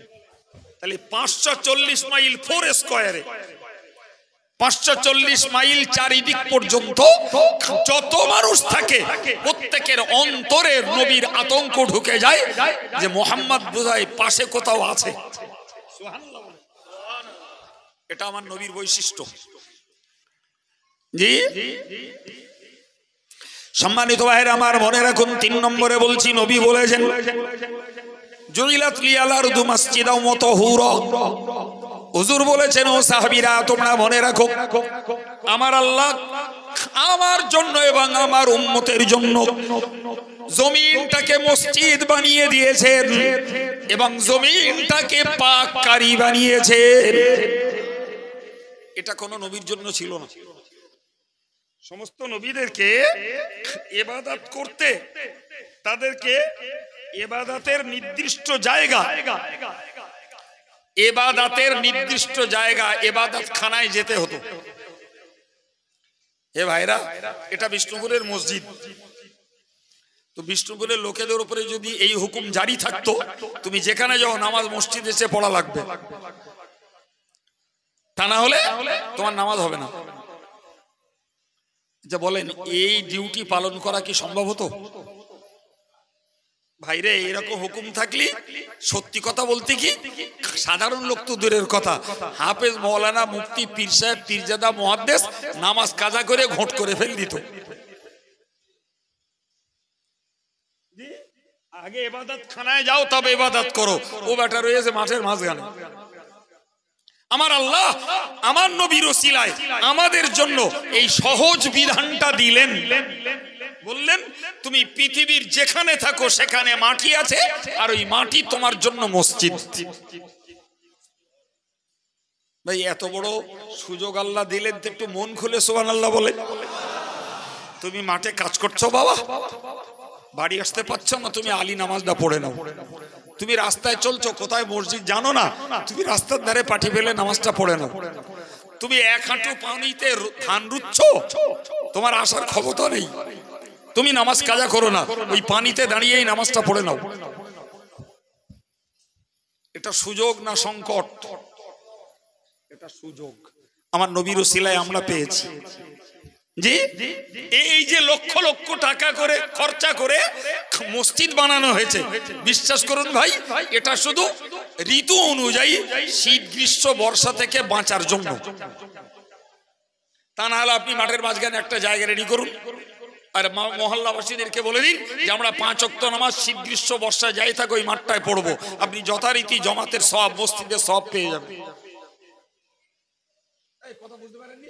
তাহলে আমরা এটাকে বানিয়েছি কিসের জন্য? শীতকালীন সময়ে টাইম টু টাইম জমাতে নামাজ পড়বো, বর্ষাকালীন সময়ে টাইম টু টাইম জমাতে নামাজ পড়বো, এবং গ্রীষ্মকালীন সময়ে আমরা টাইম টু টাইম জমাতে নামাজ পড়বো। তা না হলে গোটা জমিনকে আল্লাহ আমাদের জন্য আমার নবীকে দিয়ে মসজিদ বলে গণ্য করে দিয়েছেন। সুতরাং নামাজ তোমার কাজা করার সুযোগ নাই ভাই। সির্ফ দুটো জায়গা আলাদা, একটু শুনে রাখুন, কাজে লাগবে। দুটো জায়গা, একটি হলো কোথাও যদি জমিনে দৃশ্যমান নাপাক থাকে ওই জায়গাটায় নামাজ পড়ো না। সাপোজ গোয়ালঘর কিংবা কোনো মাঠের জায়গায় দেখছি পেশাব পায়খানা করে রেখেছে একটা সাইড, এই জায়গাটায় নামাজ পড়ো না। আর অন্য ধর্মের লোকেরা যে জায়গাটাকে তাদের উপাসনালয় বানিয়েছে, ফর এক্সাম্পল মন্দির, গির্জা, গুরুদ্বার, এগুলো তাদের উপাসনালয়, ওরা বানিয়ে রেখেছে, তোমরা ওইখানটায় নামাজ পড়ো না। এই দুটি জায়গা, একটা হলো নোংরা নাপাক জায়গা আর একটা হলো অন্য ধর্মের মানুষদের উপাসনার জায়গা। এই দুটি ব্যতীত तमाम পৃথিবীকে আল্লাহ উম্মতে মুহাম্মাদির জন্য পাক বলে গণ্য করে দিয়েছেন, এটা মসজিদ। নাম্বার 2, রাসূলুল্লাহ বলেছেন যে আমার আল্লাহ পাক আমার জন্য আমার উম্মতের জন্য এই জমিনটাকে পাককারী বলে দিয়েছেন। শুধু নিজে পাক না, পাক বলেই তো মসজিদ, পাককারী। সেটা কি ভাই? ইসলাম কঠিন নয়। আল্লাহ কোরআনে বলেছেন ইউরিদুল্লাহু বিকুমুল ইউসরা ওয়ালা ইউরিদু বিকুমুল উসরা। আল্লাহ পাক তোমাদেরকে কখনো কঠিন কিছু করে দিতে চান না, আল্লাহ সব সময় চান সহজ করে দিতে। আমাদের দেশে কিছু এঁচড়ে পাকা লোক আছে, জি, এরা বলে রে বাদ দিয়ে দিন, মৌলবীদের ঘোরানোর কল আছে। আরে জাহেল, মৌলবীর বাপের ধর্ম না ইসলাম। মৌলবীর নিজস্ব ঘোরানোর কোনো জায়গা নাই, বরং তুই মূর্খ, পড়িসনি তাই ঘোরানোর কল তুই জানিস না। ঘোরানোর কল মৌলবীর নিজস্ব পাওয়ার নয়, ও পাওয়ার শরিয়ত দিয়ে রেখেছে। এই কথা বুঝতে পারছেন না? সে উদাহরণ দিলে আবার অনেক সময় যাবে, উদাহরণ আর দেবো না। জি, তবে যেটা বলি সেটা বাস্তব সত্য। লোকে বলে মৌলবীদের ঘোরানোর কল আছে, ভাই ও সত্যি কথা, সত্যি কথা না মিথ্যা কথা। ইসলাম কোন মৌলবীর পৈতৃক সম্পত্তি নয় যে যে যার মতন ঘুরিয়ে ফিরিয়ে যেটা স্বার্থে আসবে সেটা মেনে নেবে, বরং যে পড়ে তার জন্য পথ খুঁজে পায় সে। তুমি পড়ো না, বোঝো না। জি সম্মানিত ভাইরা আমার, আল্লাহ বললেন বান্দারে আমি তোদের জন্য ধর্মটাকে সহজ করে দিয়েছি, ধর্ম তোদের জন্য কঠিন করিনি। আমার রাসূলুল্লাহ কাউকে যখন কোথাও পাঠাতেন ধর্ম প্রচারের জন্য বলে দিতেন ইয়াসসিরু ওয়ালা তুআসসিরু, মানুষকে সহজ করে ধর্ম বোঝাও, কঠিন করো না। বাশশিরু ওয়ালা তুনাফিরু, মানুষকে সুসংবাদ দাও, মানুষের যেন ঘৃণা তৈরি করে দিও না। কেন বললাম কথাগুলো এবার বুঝুন। কেন বললাম ভাই, না বোঝার জন্য আমাদের অনেকের ভুল হয়। কথাগুলো কি এবার বুঝুন ভাই। আমরা যখন নামাজ পড়তে ইচ্ছা করি, কোরআন বলছে ইয়া আইয়ুহাল্লাযীনা আমানু, হে ঈমানদারেরা, ইযা কুমতুম ইলাস সালাত, তোমরা যখন নামাজ পড়তে ইচ্ছা করো। নামাজ পড়তে মুফাসসিররা বলেছে না ইযা আরাদতুম, তোমরা যখন নামাজ পড়তে ইচ্ছা করো তো তোমাদের কিছু ডিউটি পালন করতে হবে। নাম্বার 1, ফাগসিলু উজুহাকুম, তোমরা প্রথমত তোমাদের মুখমণ্ডল ধোও। ভাই এটার নাম মুখ, এটার নাম চোখ, এটার নাম নাক। মুখমণ্ডলটা কি ভাই? মুখমণ্ডল হলো এই যেখান থেকে চুল উঠছে মাথার, এখান থেকে শুরু করে থুতনির নিচে পর্যন্ত, আর এই কানপাটি থেকে এই কানপাটি পর্যন্ত, এই আয়তনটাকে বলা হয় মুখমণ্ডল। এই অংশের একটা চুলের আগা পরিমাণ শুকনো থাকলে উজু হবে না। এটা ধোও, নামাজ পড়বে তো এই ডিউটিটা আগে করে নাও। নাম্বার 2, ওয়াইদিয়াকুম ইলাল মারাফিক, তোমরা এই হাতটার নাম কনুই, এই হাতটা, এটা না, আমরা এটা বলি, এই কনুই সমেত 2 হাত ধুয়ে ফেলো। নাম্বার 3, আমসাহু বিরুসিকুম, তোমরা তোমাদের মাথা মুসাহ করো। এ নিয়ে ইমামদের অনেক ইখতিলাফ। আমরা যেটা মানি ইমাম আজম আবু হানিফা হুজুরের মত, সেটা হলো যে এই কপাল পরিমাণ মাথা মুসাহ করতে হবে। একে বলা হয় রুবু, 1/4 মানে 4 ভাগের 1 ভাগ মুসাহ করা ফরজ। বাকি এভাবে এই নিয়ে গেলাম, এই আনলাম, এটা সুন্নাত। কিন্তু এই 4 ভাগের 1 ভাগ কেউ যদি হাতটা নিয়ে এরকম ঘষে নেয়, অতি মোসার ফরজ আদায় হয়ে যাবে, কিন্তু পুরো মাথা মোসা না করার জন্য একটু সওয়াব কম হবে। নাম্বার 4, ওয়ারজুলাকুম ইলাল কাবাইন, তোমরা তোমাদের পা দুটো, এই দুটো হাড় যাতে আমরা গাঁটরি বলি, এইটা সহ 2 পা ধৌত করো, তুমি পবিত্র হয়ে গেলে। আর যদি তোমার গোসলের প্রয়োজন হয়, ফরজ গোসল, তাহলে তোমার জন্য 3 বার কুলি করা, 3 বার নাকে পানি দেওয়া, গোটা শরীর তাকে রোগড়ে ধুয়ে ফেলা। হযরত আলী বলেছেন তাহতা কুল্লি শাইরাতিন নাজাসা, প্রত্যেকটা মানুষের লোমকূপের গোড়ায় গোড়ায় নাপাকি থাকে, গোটা দেহটা রোগড়ে ধুয়ে ফেলো, তুমি পবিত্র। এই যে দুটো পবিত্রতা, একটা গোসল করা আর একটা উজু করা, ভাই এই সুযোগ তো ওই লোকগুলোর জন্য যে লোকগুলো পানি ব্যবহার করতে পারে। কিন্তু এমনও পরিস্থিতি আছে পানি নেই, পরিস্থিতি এমন আছে পানি আছে কিন্তু কিনতে হবে, কেনার পয়সা নেই। পরিস্থিতি এমন পড়লাম পানি আছে, আনতে গেলে আমার ট্রেন ছেড়ে যাবে। পানি আছে এমন জায়গায় যেখানে গেলে সাপের ভয়, বাঘের ভয়। পানি আছে কিন্তু আমি এমন রোগাক্রান্ত যে পানি আর ডাক্তার বাবু স্পর্শ করা আমাকে চরম নিষেধ করেছে, স্পর্শ করলেই রোগ বেড়ে যাবে।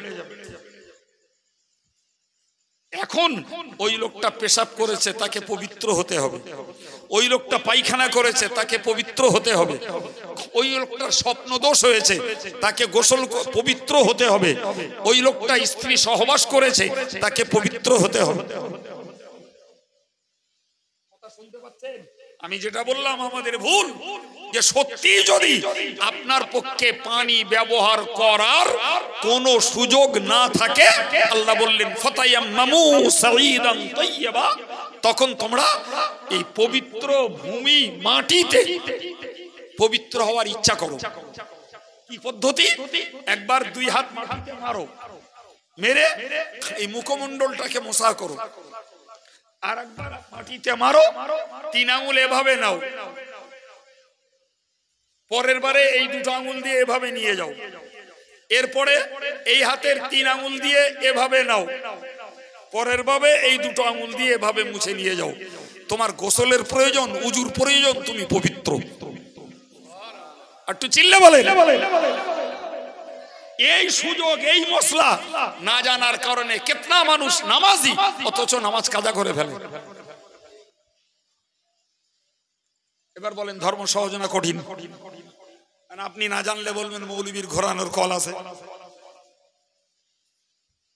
জি, এই যে সর্বনাশ, কোরআন স্পষ্ট বলেছে আও জাআকুম আও জাআহাদুম মিনকুম মিনাল গায়তি আও লামাসতুমুন নিসা, তুমি যদি পেশাব করে আসো, পায়খানা করে আসো, আর তুমি যদি দৈহিকভাবে গোসলের যোগ্য অপবিত্র হও, সেক্ষেত্রেও পানি ব্যবহার করার সুযোগ না থাকলে তুমি এই মাটিতে দুবার হাত মেরে একবার মুখ মোছা করো আর একবার হাত মোছা করো, তুমি পবিত্র। তোমার জন্য নামাজ পড়াও জায়েজ, কোরআন ছুঁয়ে কোরআন তেলাওয়াত করাও জায়েজ। কেতনা লোক এই জাতীয় পরিস্থিতি, দৈহিক রোগ, পানি ব্যবহার, কত লোক ব্যান্ডেজ করা আছে তা নামাজ পড়ে না। আরে তোমার ব্যান্ডেজ আছে তো কি আছে, তুমি বাকি অংশগুলো ধোও, ব্যান্ডেজের উপর দিয়ে ভিজে হাতটা মুছে নাও। সুবহানাল্লাহ বলেন। তুমি পবিত্র, তুমি পবিত্র, নামাজ কাজা করো না।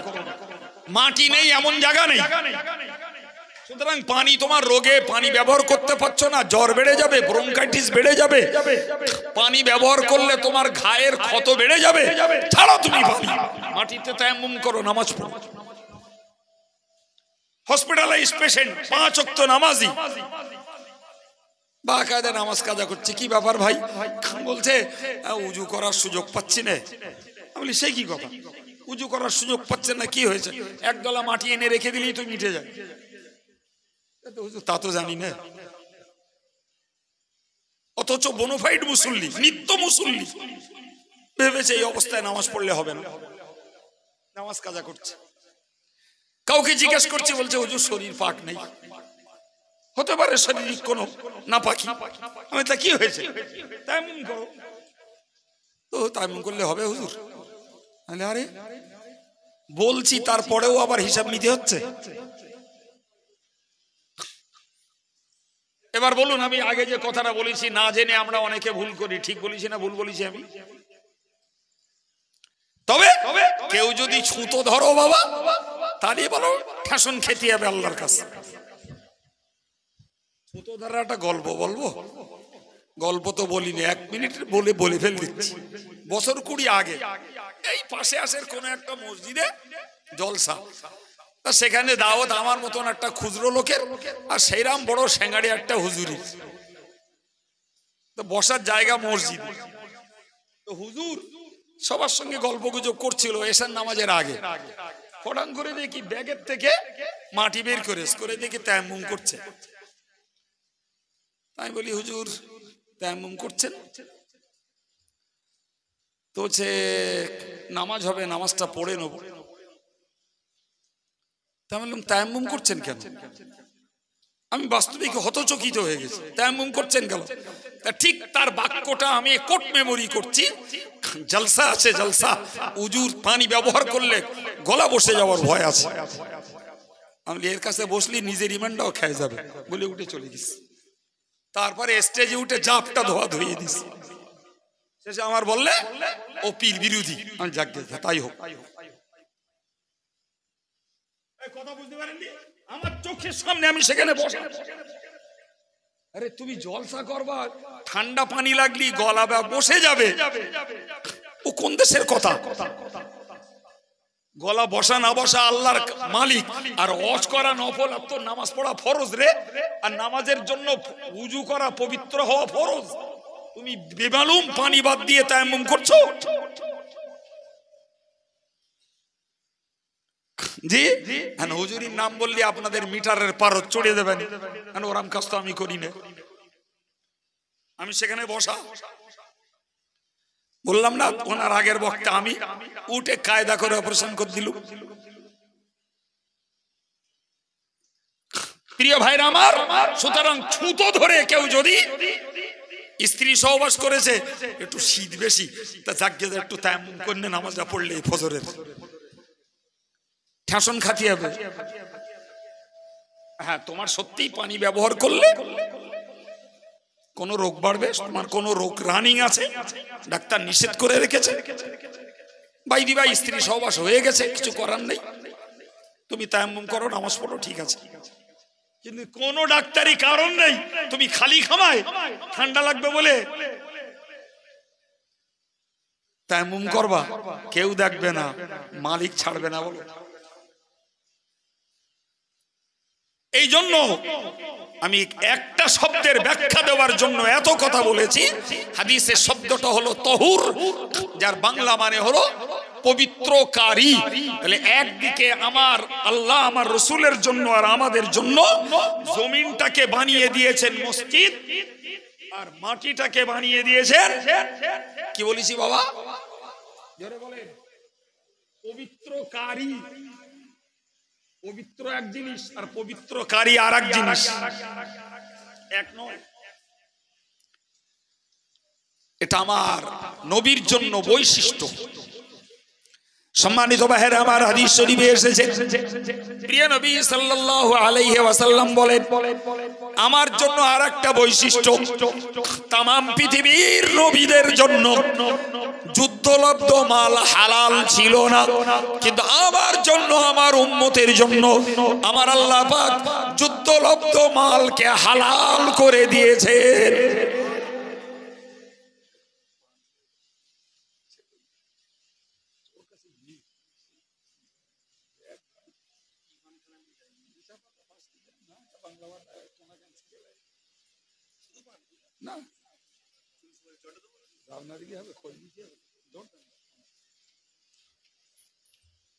ভাই, পূর্বেকার নবীরা যুদ্ধ করতেন, শত্রু পক্ষের ফেলে রেখে যাওয়া মাল নেওয়ার অধিকার রাসূলুল্লাহর ছিল না। কি দোয়া জি, রাসূলুল্লাহ অন্য নবীদের ছিল না, আমার নবীর, আমার নবীর উম্মতের জন্য আল্লাহ পাক হালাল করে দিলেন। কি বলেছি জোরে বলেন, কি হালাল করেছেন? যুদ্ধের ময়দানে শত্রুদের ফেলে রেখে যাওয়া। বলেন বলেন বাপ বলেন, কথা বললি কার খরচা হচ্ছে নাকি? হ্যাঁ, যুদ্ধের ময়দানে ফেলে রেখে যাওয়া মাল আমাদের জন্য আমার আল্লাহ আমার নবীর ওসিলায় হালাল করে দিয়েছেন। নাম্বার 5 নম্বর, প্রিয় নবী বলেছেন বুইস্তু ইলান নাসি কাফা, আমার জন্য আরেকটা বৈশিষ্ট্য হলো আমাকে আল্লাহ তামাম পৃথিবীর জন্য নবী বানিয়েছেন। জোরে বলুন, যে জমানা থেকে আমি নবী, ওই জমানা থেকে কিয়ামত পর্যন্ত সমস্ত নবীদের জন্য, সমস্ত মানুষদের জন্য আমাকেই আমার আল্লাহ নবী বানিয়েছেন। অন্য নবীরা কেউ বিষ্ণুপুরের নবী, কেউ বইকারার, কেউ বা শেখ বংশের, কেউ বা জোড়াসাঁকোলা অঞ্চলের, জগন্নাথপুর অঞ্চলের, আর আমার নবী জোরে বলেন তামাম বিশ্বের, তার যুগ থেকে কিয়ামত পর্যন্ত। ইভেন জিন জাতিরাও আমার নবীকে নবী বলে মান্যতা দিয়েছে। জিন জাতির ভিতরেও আল্লাহওয়ালা আছে, আলেম আছে। জি, হাজার হাজার জেনেরা হাক্কানি আলেমদের ওয়াজ নসিহত শোনে। যারা বক বক করে ওর কথা ওরা মূল্যই দেয় না কোনো। আরে নবীর দরবারে এসেছে জেনেরা, এসেছে কোরআন বলছে, কোরআন কুল উহিয়া ইলাইয়া আন্নাহু ইসতামাআ নাফারুম মিনাল জিন। হে নবী তুমি বলো, আমার কাছে আল্লাহ যে আদেশ করেছেন সেই আদেশের বার্তা শুনেছে একদল জিন। শুনে বলছে ইন্না সামি'না কুরআনান আজাবা, আমরা একটা আশ্চর্যজনক পড়া, একটা আশ্চর্যজনক কোরআন আমরা শুনতে পেয়েছি। ইহদি ইলা রুশদ, যে কোরআন আমাদেরকে সৎ পথ দেখাচ্ছে। সুবহানাল্লাহ বলেন। ফাআমান নবী, আমরা ওই কোরআনের উপরে ঈমান নিয়ে এলাম এবং কথা দিলাম ওয়ালান নুশরিকা বিরাব্বিনা আহাদা, আমরা আমাদের রবের সঙ্গে কাউকে পার্টনার বানাবো না। শিরক কারোর সঙ্গে আল্লাহর সঙ্গে কাউকে শরীক করব না। এবার বলেন জেনেরা ঈমান এনেছে না আনেনি? রাসূলুল্লাহ একদিন সাহাবায়ে কেরামদেরকে নিয়ে বসে রয়েছে, তাফসীর ইবনে কাসিরে উল্লেখ করা হয়েছে রাসূল বসে আছেন সাহাবায়ে কেরামদেরকে নিয়ে, আচমকা দেখতে পেলেন একটা সাপ এতটা ফনা তুলে আসছে রাসূলুল্লাহর দিকে। আচ্ছা, সাপ ফনা তুলে আসছে, সাহাবারা বসে থাকবে? বসে থাকবে? সবাই হতচকিত, তটস্থ সাপটাকে মারার জন্য। প্রিয় নবী বললেন বসো। রাসূল যখন মানা করেছেন আর কাছে কি বলার নেই, সাপটা এলো রাসূলুল্লাহর বাম দিকের কানটা, যতদূর কান উঁচু ততদূর পর্যন্ত সাপটা ফনা তুললো, দুবার তিনবার ফোঁস করলো, করে চলে গেল। রাসূলের সামনে থেকে যেই চলে গেল, নবী বললেন ওই দেখো তো সাপটা কোন দিকে গেল, পরিষ্কার জায়গা। অত সাহাবায়ে কেরামেরা সাপটার আর নজরে পেলেন না। রাসূল মিচকে হেসে বললেন ওটা সাপ নয়, ওটা জেনেদের পিয়ন। গতকালকে যে কোরআন নাজিল হয়েছে ওরা আমার কাছ থেকে শিখে গেছিল, তো তার একটা শব্দ ভুল হয়ে গেছে, তাই পিয়নকে পাঠিয়েছে সেই ভুলটাকে সংশোধন করে নেওয়ার জন্য। কি বুঝলেন? আমার আল্লাহ পাক কোরআন শরীফে বলেছেন কুল ইয়া আইয়ুহান নাস ইন্নী রাসূলুল্লাহি ইলাইকুম জামিআ। ওগো নবী তুমি বলে দাও হে মনুষ্য জাতি, আমি সমগ্র মানব দানবের জন্য নবী রূপে পৃথিবীতে প্রেরিত হয়েছি। আপনি জানেন নবী সাহাবী এখনো বেঁচে আছে, জেন সাহাবী 1600 বছর বয়স, এখনো বেঁচে আছে। হযরত ওমরের জমানা সাহাবী বেঁচে আছে। কি বুঝলেন? আল্লাহু আকবার, সব আল্লাহর কুদরতের খেলা। জি, তো আমি আপনাকে বোঝালাম যে এটি আমার রাসূলুল্লাহর একটা বৈশিষ্ট্য, যে অন্য নবীরা অঞ্চল ভিত্তিক এলাকা ভিত্তিক এসেছেন, আর আমার নবী এসেছেন সমগ্র পৃথিবীর মানব দানব জাতির জন্য। আর একটু জোরে বলেন, এটা তার স্পেশালিটি। জি, আল্লাহ পাকের নবী বলেছেন ওতীতু বিশফা, আমার আরেকটা বৈশিষ্ট্য হলো আমাকে আল্লাহ সুপারিশ করার অধিকার দান করেছেন। আমার সুপারিশ আল্লাহর দরবারে প্রথম কবুল হবে, আমার পূর্বে কেউ সুপারিশ করবে না। আমাদের দেশের কিছু আমজনতা মনে করে আমি ধর্ম করি আর না করি পীর সাহেব সুপারিশ করবে জান্নাতে চলে যাব, আমি ধর্ম করি আর না করি অমুক মুফতি সাহেবের সঙ্গে আমার বিরাট খাতির, উনি সুপারিশ করবেন আমি পার হয়ে যাব, অমুক হাজী সাহেবের সঙ্গে সম্পর্ক, অমুক হাফেজ সাহেবের সঙ্গে সম্পর্ক। হে বোকার দল, মনে রাখা দরকার আপনি সুপারিশ কার থেকে নেবেন পরের কথা, কিন্তু এইটাকে মনের কোণে লিখে রাখুন, আল্লাহর হুকুম ব্যতীত কোন নবী, কোন পয়গম্বর, কোন ফেরেশতা, কোন সাহাবী, কোন মাওলানা, কোন মুফতি, কোন হাফেজ সাহেব, কোন হাজী সাহেব, কোন পীর সাহেব, কোন পীরজাদা কারোর জন্য সুপারিশ করার অধিকার রাখে না। দা মিথ্যা কথা। মুফতি মনে করবে আর সুপারিশ করবে যা আশরাফ আলী হুজুরির ভাগনা, অতএব ওর একটু ত্রুটি বিচ্যুতি আছে, হুজুর তুমি ছাড় দাও, কি আল্লাহ তুমিও ছেড়ে দাও। ওটা মামুর বাড়ি না, ওটা মামুর বাড়ি না। আমি পীর সাহেব লোকে আমার হাদিয়া দেয়, নজরানা দেয়, হাঁস দেয়, মুরগি দেয়, কচু দেয়, বাগদা দেয়, ভেটকি দেয়, অতএব ও নামাজ না পড়ুক, ও গান শুনুক, ও সুদীর কারবার করুক, হুজুরির নজরানা দেয় মানে ওর বেড়া পার। এসব পাক্কা প্রতারণার কথা। খুদ কোরআন বলছে মানজাল্লাযী ইয়াশফাউ ইনদাহু ইল্লা বিইজনি, কে আছে, কার অধিকার আছে আমি আল্লাহর কাছে, আমি আল্লাহর হুকুম ব্যতীত সুপারিশ করবে? আপনি ভাবতে পারছেন বাপ? আপনি ভাবুন। শুধু আপনাকে একটা তত্ত্ব শুনিয়ে দিই, কখনো শুনে থাকবেন তবুও বললে স্মরণ হবে। আশ্চর্য ব্যাপার ভাই, কোরআন শরীফের একটা আয়াত পাকে এসেছে আসা আইয়াবা আসাকা রব্বুকা মাকামাম মাহমুদা, যার বাংলা মানে হলো আশা করা যায় কিয়ামতের দিনে মাকামে মাহমুদ নামক জায়গায় আল্লাহ আপনাকে তুলবেন, ওঠাবেন। জোরে বলুন সুবহানাল্লাহ। এই মাকামে মাহমুদ একটি সম্মানিত প্রশংসার জায়গা। জানেন কিয়ামতের দিনে নবী আদম আলাইহিস সালাম সুপারিশ করবেন না, বলবেন আমার চিন্তায় আমি ব্যস্ত, আমি কারোর জন্য সুপারিশ করতে পারবো না।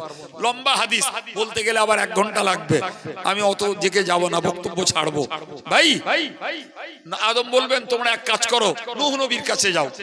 নূহ নবী বলবেন আমি আমার আল্লাহ 950 বছর হায়াত দিয়েছে, আমার কওমের লোকেরা হেদায়েত হয়নি, আমি কি জবাব দেবো সেই চিন্তায় ব্যস্ত, আমি সুপারিশ করতে পারবো না। তোমরা ইব্রাহিম নবীর কাছে যাও। ইব্রাহিম নবী বলবেন জি আমি পারবো না, আমি 3টি কথা এমন বলেছি লোকেরা ভুল বুঝেছে, আল্লাহ আমার কৈফিয়ত নিতে পারে, ওই ভয়ে আমি ব্যস্ত, আমি সুপারিশ করতে পারবো না। তোমরা এক কাজ করো, মুসা নবীর কাছে যাও। মুসা নবী বলবেন আমি এক ঘুষিতে একটা লোক মেরে ফেললুম, সেই কৈফিয়ত আল্লাহরে কি দেবো সেই চিন্তায় আমি ব্যস্ত, আমি সুপারিশ করতে পারবো না। ঈসা নবীর কাছে পাঠিয়ে দেবেন। ঈসা নবী বলবেন আমার দ্বারা সম্ভব না, লোকেরা তথা খ্রিস্টানেরা আমারে আর আমার মারে খোদা বলে পুজো করেছে, আল্লাহ যদি আমার কৈফিয়ত করে যে তোমার উম্মতেরা তোমারে খোদা বলে পুজো করলো কেন, আমি জবাব দিতে পারবো না। তোমরা এক কাজ করো, সবথেকে বেটার বেস্ট হবে তোমরা নবী মুহাম্মাদের কাছে চলে যাও। আল্লাহু আকবার। হাসরের ময়দানের লোকগুলো আমার রাসূলুল্লাহর কাছে যাবে। আমার রাসূলুল্লাহ পারবো না বলবেন না, আমার রাসূলুল্লাহ বলবেন না আমি আমার চিন্তায় ব্যস্ত, একটু চিল্লে বলা যাবে না সুবহানাল্লাহ। যেই মানুষগুলো দাবি করবে ওই মাকামে মাহমুদ নামক জায়গায় আমার নবী সিজদায় পড়বেন, একদিন নয়, 1 নয়, 2 দিন নয়, 1 ঘন্টা নয়, 2 ঘন্টা নয়, 40 দিন একটানা সিজদায় পড়ে কাঁদবেন। মনে হচ্ছে পীর সাহেব সুপারিশ করবে না, মুফতি সাহেব করবে না, ইমাম সাহেব করবে না, হাইজ সাহেব করবে না, হাফেজ সাহেব করবে? তেলের কল মনে হচ্ছে না? জি নফসের পুজো করব আর হুজুরির ভক্তি করব, হুজুর আমার জান্নাত পার করে দেবে। কম্পিউটারের যুগের লোক এত বোকা থাকে, তাই এই যুগে এসে বুঝতে পারতেছি খোদ আমার নবীকে ওই মাকামে মাহমুদ নামক জায়গায় সিজদায় পড়ে কাঁদতে হবে। তার নবী শ্রেষ্ঠ নবী হাবিবুল্লাহ, तमाम পৃথিবীর নবীদের সরদার, মানব জাতির সরদার, দানব জাতির সরদার, জি তিনি কাঁদছেন, আল্লাহ জানেন না? কথা বলছেন না কেন? আল্লাহ জানবেন না? হ্যাঁ, আল্লাহ পাক 40 দিন ধরে কাঁদালেন কেন, কাঁদাবেন কেন? জি আল্লাহ তো এক চান্সে ফার্স্ট স্টেজেই বলতে পারতেন নবী তোমার সিজদায় পড়তে হবে না, বলো তোমার দাবি কি, রিকমেন্ড কার জন্য করবে তুমি বলো।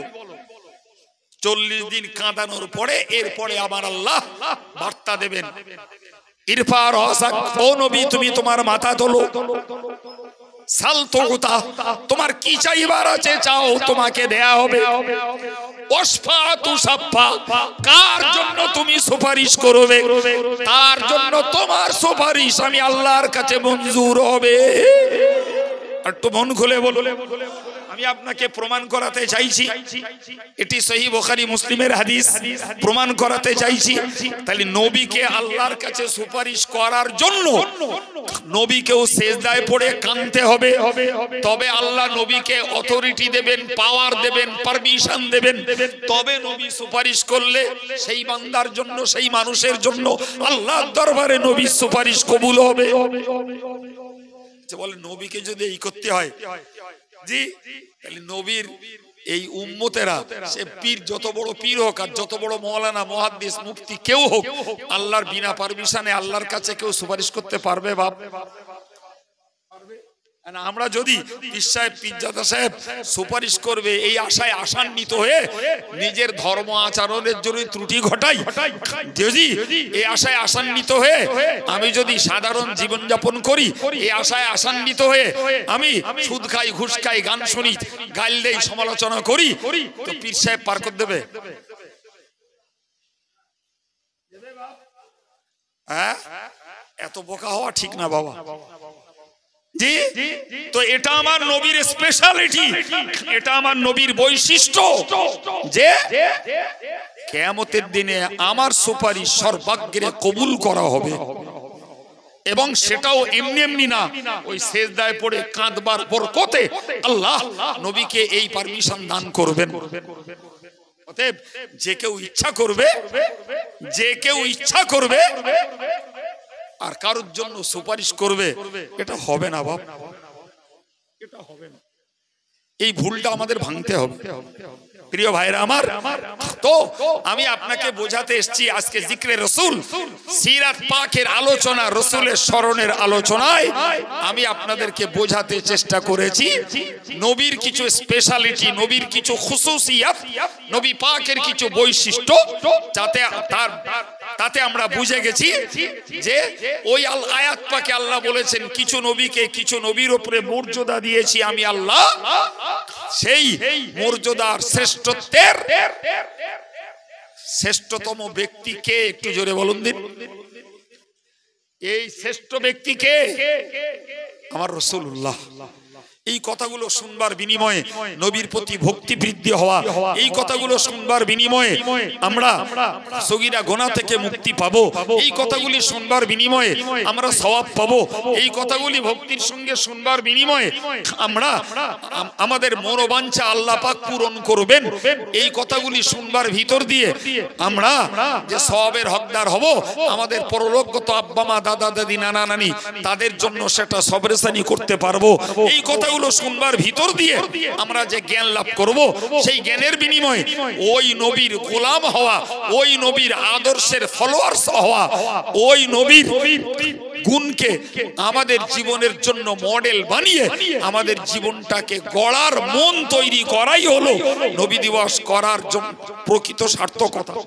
আলহামদুলিল্লাহ, এই যে লোকগুলো ধার্মিক দিনদার আল্লাহওয়ালা নামাজি মুসল্লি ভাই, এরকম একদিন দুদিন 5 দিন শুনতে শুনতে শুনতে শুনতে কোন মুহূর্তে কোন মনের অজান্তে নামাজি হয়ে গেছে, টুপিওয়ালা হয়ে গেছে, দাড়িওয়ালা হয়েছে। যারা দাড়িওয়ালা হয়নি আল্লাহ চায় আবার একদিন তারাও হয়ে যাবে। কেউ জিকির করছে, কেউ তাসবিহ পড়ছে, কেউ দান করছে, কেউ সাদকা করছে। ভাই এই সব তো ওই নবীর অনুকরণের বাস্তব ফল। জোরে বলুন সুবহানাল্লাহ। সম্মানিত ভাইরা আমার, আমি আপনাদের গায়ের মানুষ, কাছের মানুষ, জি স্নেহ করেন, যত্ন করেন আর সম্মান করেন, আপনাদের জন্য ধন্যবাদ। ডাকিয়েছেন আল্লাহ, মাথায় যা জুগিয়েছে কিছু কথা আপনাদেরকে বললাম। জি, তো আলোচনা ক্ষান্ত করছি, শুকরিয়া আদায় করছি আল্লাহর দরবারে। এত ধারাবাহিক বর্ষার পরেও এতটা মানুষ এসেছেন, আল্লাহ তাদের সকলকে জাযা দেন, বলুন আমিন। আর একটু মন খুলে বলেন আমিন। জলসা কমিটি বলি আর গ্রামের ভাইদের কথা বলি, মায়েদের কথা বলি, যারা যেভাবে সহযোগিতা করেছেন আল্লাহ তাদের জাযা দেন, বলুন আমিন। তো ছেলেদের পক্ষ থেকে আমার কাছে একটু আপিল করা হয়েছে জি, যে আগামী বছর নবী দিবস করার জন্য আপনাদের থেকে একটু সহযোগিতার একটা প্রতিশ্রুতি নেওয়া।